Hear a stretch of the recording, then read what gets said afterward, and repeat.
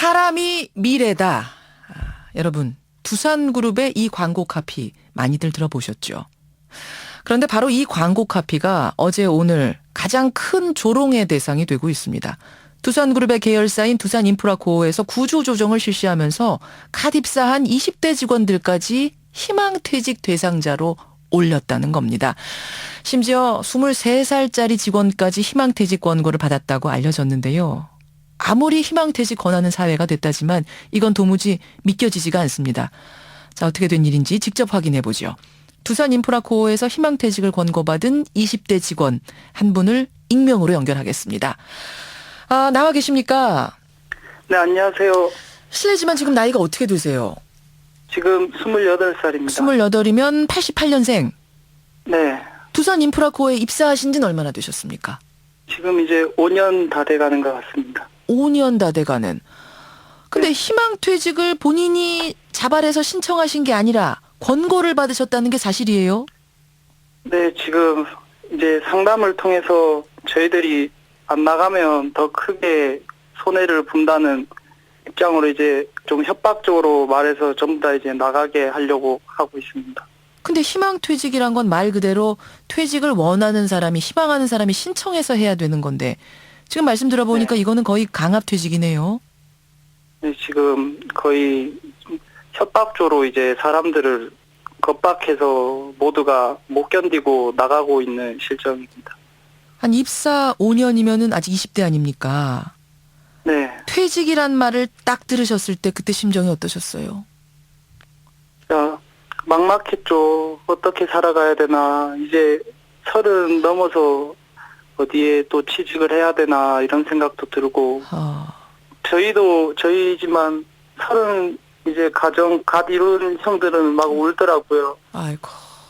이건 부당하다라고 말을 이제 면담자한테는 말을 하고 있는데 예. 그게 아예 먹히지도 않더라고요. 먹히질 않으니까.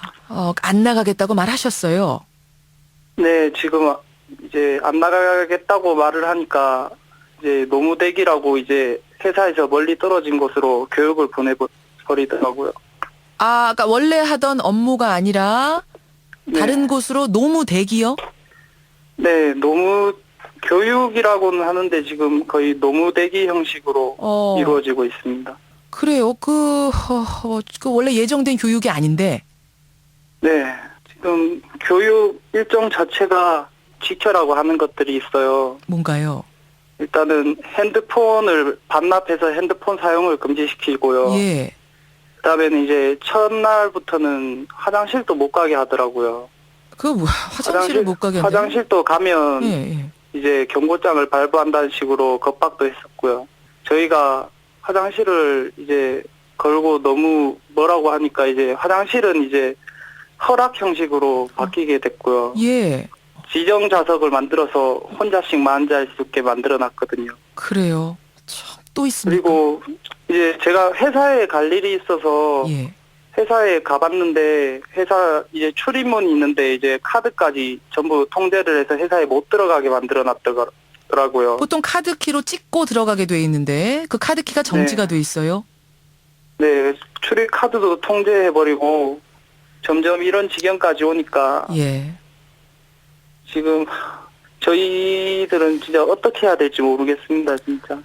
지금 인터뷰하시는 사원분이 아주 특수한 경우입니까? 아니면은 동기라든지 바로 아래 위 그 비슷한 나이대의 분들 중에 이런 경우가 더 있습니까? 지금 저희가 3차 마지막에 찍어서 퇴직하라는 그 사람들만 하면 28살이 3명이고요. 예. 하고 이제 30 이제 초중반이 한 5명은 넘는 것 같고. 이게 기준을 저도 확실히 회사에 들은 게 아니라서. 예. 지금 이 근무하시는 그쪽 분야, 제가 좀 정확하게 말은 안 하겠습니다. 신변보호를 위해서. 다른 네. 쪽 분야에서는 제가 알기로는 23살짜리 여직원도 포함이 됐다. 뭐 이런 얘기도 들리네요. 네, 맞아요. 예. 자, 지금 두산인프라코어가 올해 들어서만 3차례 희망퇴직을 실시했습니다. 그래서 총 958명이 희망퇴직을 했는데, 이게 전체로 따지면은 약 한 25%, 30% 정도를 정리한 거라고 합니다. 취업이 어려운 시대인데 5년 전에 입사하고 나서 얼마나 좋아하셨어요? 그때는 대기업이잖아요. 그럼요. 일 열심히 하고 이제 제 살 길 가정 꾸리고 열심히 살아가야겠다라는 생각이 가장 컸었는데 막상 이렇게 계획했던 길에서 옆으로 가는 것도 아니고 아예 막혀버렸잖아요. 그럼요. 예. 부모님한테 말씀하셨어요? 아니요, 저도 아이고. 부모님한테 아직 말 못했습니다. 아이고, 그럼 지금 부모님들은 그냥 회사 잘 다니는 걸로 알고 계시겠네요. 네, 아마 그럴 것 같아요. 그러니까 뭔가 실력을 펴보지도 못한 상황인데 지금 이렇게 딱 찍어서 나가시오라고 얘기하는 것은 과연 옳은 것인가? 다시 한번 생각해 보게 되는데요. 힘내시고요. 네, 예, 너무 절망하지 마시고요. 반드시 해결이 잘 되리라 좀 이렇게 믿어보고 싶습니다. 오늘 인터뷰 응해주셔서 감사합니다. 네, 감사합니다. 예. 두산 인프라코어에서 희망퇴직을 권유받은 20대 사원, 5년 차 된 사원의 이야기, 하소연을 먼저 들어봤습니다. 도대체 이 회사에서 무슨 일이 벌어지고 있는 걸까요? 노조위원장 출신의 국회의원이시죠? 새정치민주연합 홍영표 의원 만나보겠습니다. 홍 의원님 나와 계세요. 네, 안녕하세요. 홍영표입니다. 입사 5년 차 20대인데 희망퇴직을 강요받은 이 사원의 이야기, 듣고는 어떤 생각 드셨어요? 정말 가슴이 아픕니다. 예. 정말 아주 잔인한 거 아닙니까? 그렇죠. 정말 안타까운 소식이었습니다. 근데 의원님, 그 희망퇴직이라는 게 법적으로는 가능한 거죠? 그렇죠. 저희가 이제 근로기준법 24조를 보면 회사 경영상의 위기가 있다면 할 수는 있죠. 할 수는 있다. 근데 문제는 그리고 희망퇴직이라는 이름을 달고 사실상은 지금 퇴직을 강제한 경우예요, 이 경우는? 이거는 희망퇴직은 아닌 것 같습니다. 노무 대기를 시키고 예. 핸드폰 사용 금지도 하고 심지어는 화장실도 못 가게 하면서 예. 이 강제로 해고를 강요하고 있는 상황이거든요. 그렇죠. 과거에 보면은요, 좀 몇 년 전에 예. 어떤 컨설팅 회사가 노조를 파괴하기 위해서 예. 아주 비인간적인 그 상황을 만들어 가지고 강제로 이렇게 사퇴하도록, 노조를 탈퇴하도록 하는 일이 있어서 사회적 문제가 크게 됐던 적이 있습니다. 예. 제가 볼 때 그런 회사가 여기에 지금 개입돼서 하고 있을 가능성이 많다고 저는 직감적으로 느껴집니다. 이 부분은 그러니까 조사가 필요하다고 보시는 거군요. 네네. 노동부 같은 데서 긴급히 조사가 필요하다고 생각합니다. 네. 그런데 이제 회사 측에서는 이렇게 말합니다. 우리가 그러고 싶어서 그러겠느냐. 경영난이 워낙 심각해서 그걸 해소하기 위한 불가피한 인원 감축, 불가피한 구조조정이라는 건데, 그러니까 지금 홍 의원님 말씀을 들어보면 그 구조조정 자체를 뭐라고 한다기보다는 이 방법은 아니다. 그 문제를 제기하시는 거죠? 그렇죠. 명퇴가 있는 회사 같은 경우에는 중간 관리자들을 많이 하거든요. 그렇죠. 그런데 그런 사람들도 물론 했겠지만 이렇게 신입사원들을 한 경우는 저는 들어보지를 못했습니다. 그러니까 왜 그랬을까요? 그러니까 지금 거의 한 전체 직원의 30% 정도를 지금 이제 구조조정을 하고 있는 건데 희망퇴직이란 이름으로. 네. 보통 그렇게 될 경우에는 오래 근무한 사람부터 대상이 되기 마련인데 그렇습니다. 어떻게 여기는 신입사원을 찍어서 나가라, 희망퇴직해라. 왜 그랬을까요? 제가 볼 때는 이제 부서별로 인원을 강제로 할당하다 보니까 예. 힘없는 신입사원들까지 포함을 시키지 않았나 이렇게 생각이 됩니다. 팀별로 부서별로 할당하다 보니까 나는 못 나가겠고 약자인 그렇죠. 네가 나가라. 네네. 알겠습니다. 그러니까 경영 상태가 어려운 것은 예. 저도 좀 파악을 해보니까 맞습니다. 한 2017년부터 회사의 재무구조가 좀 악화되고 있는 건 맞습니다. 그러나 예를 들어서 총수부터 자기는 어떠한 돈도 안 가져간다든지 회사의 고위 임원들은 임금을 3분의 1로 줄인다든지 이런 이런 어떤 구조조정 회피 노력을 조금만 기울여도 이렇게 신입사원까지 해고시키는 상황은 만들지 않거든요. 근데 자신들은 어떠한 희생도 하지 않으면서 어린 신입사원들한테 이렇게 가혹한 짓을 하는 것은 정말 전 두산그룹에 대해서 이번에 다시 평가하게 됐습니다. 새정치민주연합 홍영표 의원 만나고 있습니다. 이번 그 20대 희망퇴직 문제는 우리 사회에 던진 충격이 워낙 커서요. 어떻게 이야기가 전개가 되는지, 그분들이 어떻게 구제받는지 상황들을 좀 관심 있게 더 지켜봐야겠습니다. 네.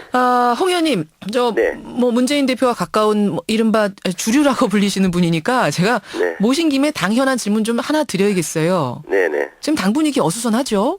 네, 그렇습니다. 예, 어떻게 수습을 할 것인가 바로 이 부분인데, 지금 비주류 측에서는 문재인 대표가 사퇴하고 비대위 꾸려서 수습을 해보자 이런 안이 나왔습니다. 네. 어떻게 생각하세요? 이제 더 이상의 어떤 혼란과 분열은 있어서는 안 된다고 생각합니다. 예. 이제 지금 이 시점에서는 저희 당이 질서 있게 단결하고 그 어떤 체제로 해서 갈 것이냐 이 문제는 좀 더 냉각기를 가지고 고민을 하면서 문재인 대표 체제를 좀 보완해야 된다고 생각하고요. 문재인 대표 체제를 보완해야 된다는 말씀은, 그러니까 문 대표가 사퇴하는 일은 없을 것이다 이렇게 보면 됩니까? 네네, 당분간 냉각기를 가지고 혁신을 하면서 그런 어떤 혁신을 이제 혁신 경쟁에 들어간 것 아닙니까? 그래서 예. 저희가 이제 선대위도 만들어야 되고요. 예. 그런 과정에서 자연스럽게 해소될 수 있다 이렇게 생각합니다. 근데요. 지금 이제 안철수 전 대표 탈당 이후에 줄이어서 탈당이 이루어질 거다 이런 예상들이 있었는데 분위기는 그 분위기는 아니지요. 뭐 탈당을 완전히 하지 않는 분위기다 이렇게 저희가 단정해서는 안 된다고 봅니다. 예, 관망세 정도. 예. 네. 어떻게 이제 또 문재인 대표나 소위 뭐 주류 뭐 이런 쪽에서도 그분들하고 함께 논의하면서 해결 방안을 찾는 노력을 많이 해야 된다고 생각합니다. 지금 홍 의원님 말씀하신 것처럼 관망세, 아주 탈당을 안 할 것 같다라는 것도 아니고 또 줄이어서 탈당이 이루어지는 것도 아닌 이런 분위기에서 네. 김한길, 박지원, 박영선 이런 중진급이 움직일 경우에는 상황이 상당히 달라질 수 있다. 탈당이 급물살을 탈 수 있다. 이런 분석들이 나오더라고요. 네, 맞습니다. 네. 그거 동의하십니까? 네네. 그런데 김한길 의원이 어제 어떤 말씀하셨냐면 문재인 대표 사퇴가 지금 수습하는 것에 굉장히 중요한 부분이다. 사퇴를 촉구를 했습니다. 네. 그래서 결국은 이 사퇴를 받아들이지 않으면 문 대표가 이분들이 움직일 수 있다, 나갈 수 있다 이런 시그널로 보여서요. 어떻게 생각하세요? 그래서 더 대화를 더 해야죠. 그걸 같이 좀 논의해서 해결책을 찾아야 된다고 생각합니다. 혹시 이분들을 조만간 만나실 계획이 있습니까? 문재인 대표가? 아니, 만나셔야 되겠죠. 당내에서 그 주요한 분들하고 항상 그렇게 협의하고 논의하는 걸로 알고 있습니다. 예, 김한길 전 대표 같은 분이 나가시면 안 되죠? 아니, 그럼요. 네네. 예, 알겠습니다. 그렇게 생각합니다. 여기까지 말씀 듣겠습니다. 홍영표 의원님 고맙습니다. 네, 감사합니다. 새정치민주연합 홍영표 의원이었습니다.